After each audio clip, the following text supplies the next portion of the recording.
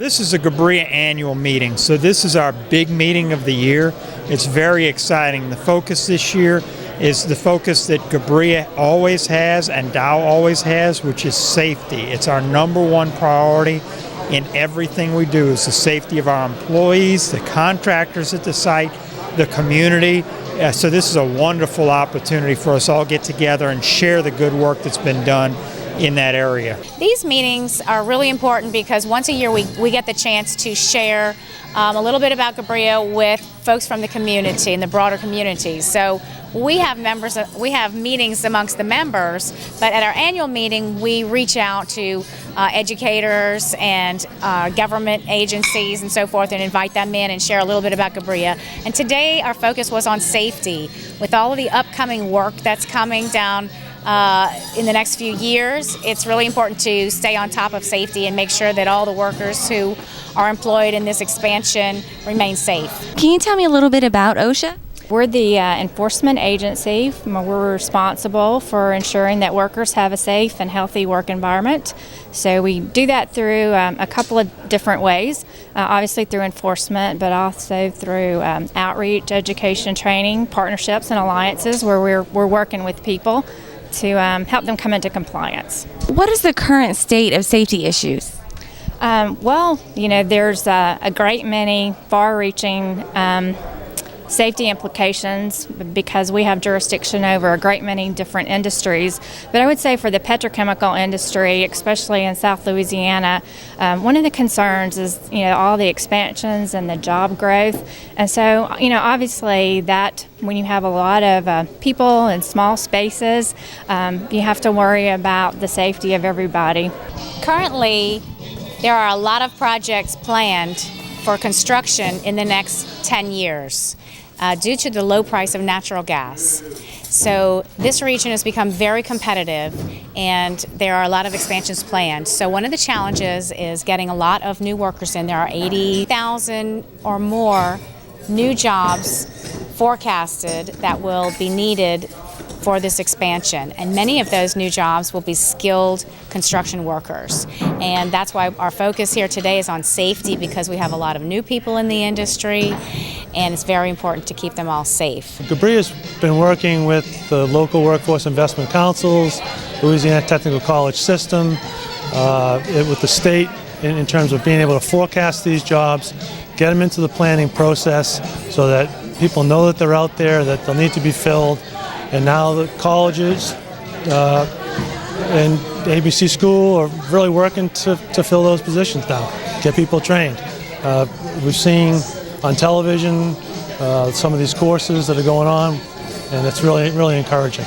With the industry expanding, can you talk a little bit about challenges you're facing with workforce development? Oh, the opportunities are just so out there for everybody who's interested in getting involved in either through an engineering role or a skilled crafts role. There are tremendous amounts of jobs, and so the challenge is getting the message out to enough people at what a wonderful career it can be to work. And some of these roles require 4-year degrees like engineering or accounting. Some of these roles, a 2-year degree or a certificate type program can meet the needs, but it's the training, it's the math-based, it's the science-based training that we need people to be focused on to give them the opportunities to come participate with the industries as we grow in this state. Why is safety so important? Because we all want to go home whole at the end of the day. And, we shouldn't have to put ourselves at risk just to earn a paycheck. What are some ways that people can be more safe in the petrochemical industry? Well, there's something that we kind of refer to sort of as the low-hanging fruit, and I'm actually going to talk about some of the top 10 items that we cite as OSHA. So some of the basics like machine guarding, lockout, tagout, fall protection. We know that falls, as a general rule, is the number one reason people die on the job. Being struck by moving equipment or moving loads. So paying close attention to those areas can certainly make for a safer work environment. Overall, we're very proud specifically at Dow, we have a tremendous safety record. Of course, we never rest until the answer is 0 injuries. Everybody goes home safely every day. The exciting part is that that's almost always true. We want to get it to be an always true. But it is a much safer industry to work in an industrial plant, than working in retail, than working in healthcare. It's so important to all the members of GBRIA that the contractors, the company owners, the employees have a tremendous safety record when you compare it to just about any other industry, including those you're familiar with working at a retail store or working in a hospital. This is a safer industry to work in. Marathon cares intensely about their employees, and our employees are part of our success, and so their success and their safety becomes a very important part of the business equation.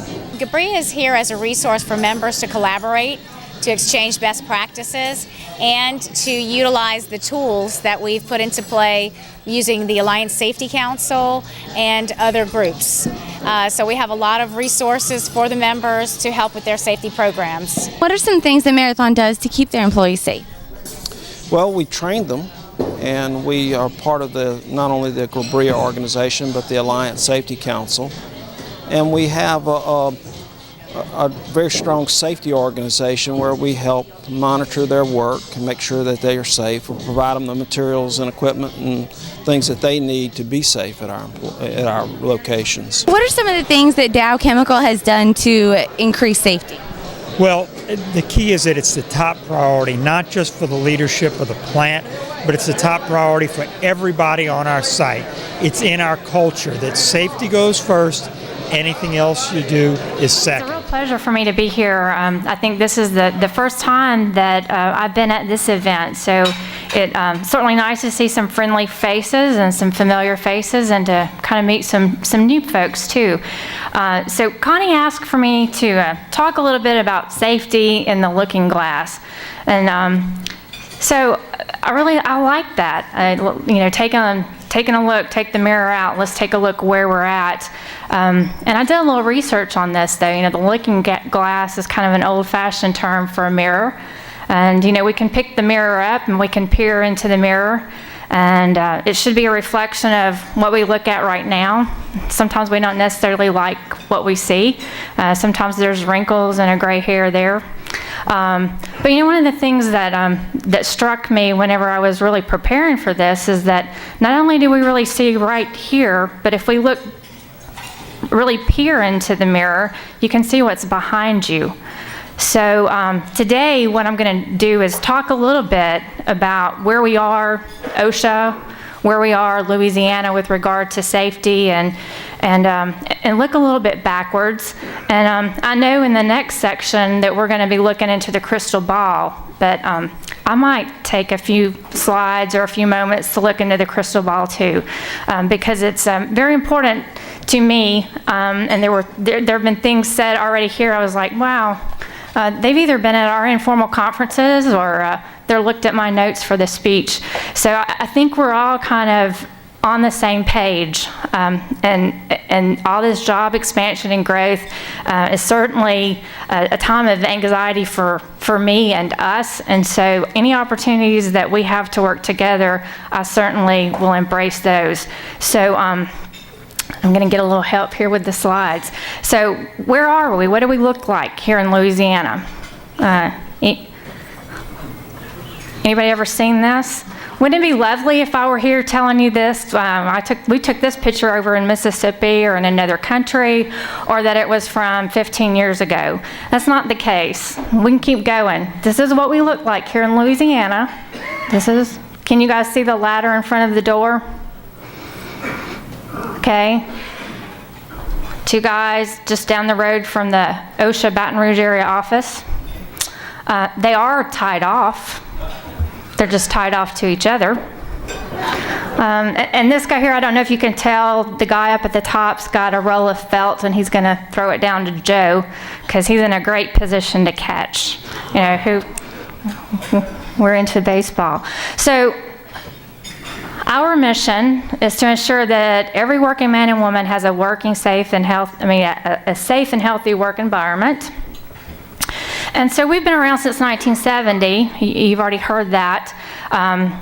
Before that date, there was really no place where workers in this country could seek out assistance or have any assurance that they were going to be provided a safe and healthy work environment. And at that time, there were 38 people who were being killed on the job.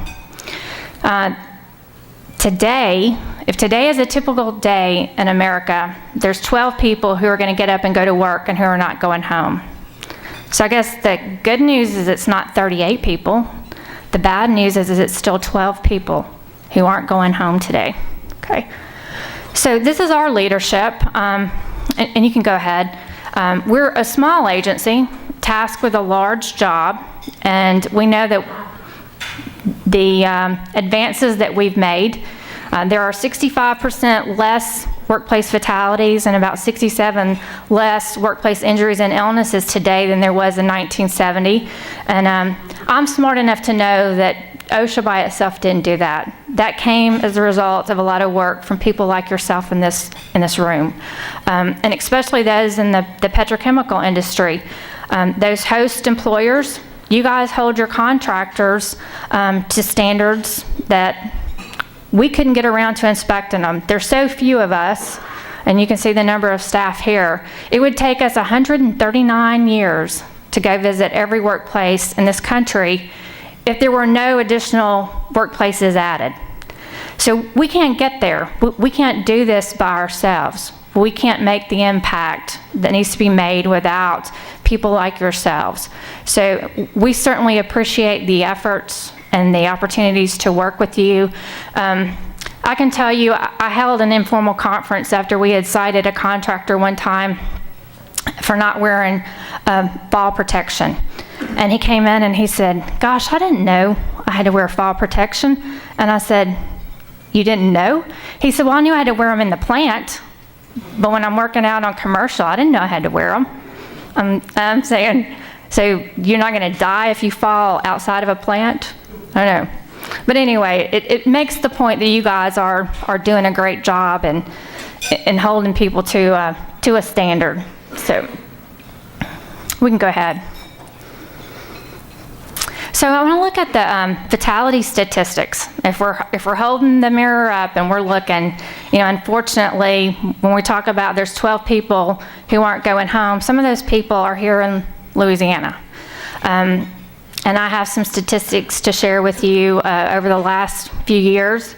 You can kind of look, we've been tracking since 2002. Last year was going to be the year that we weren't going to make it over 30.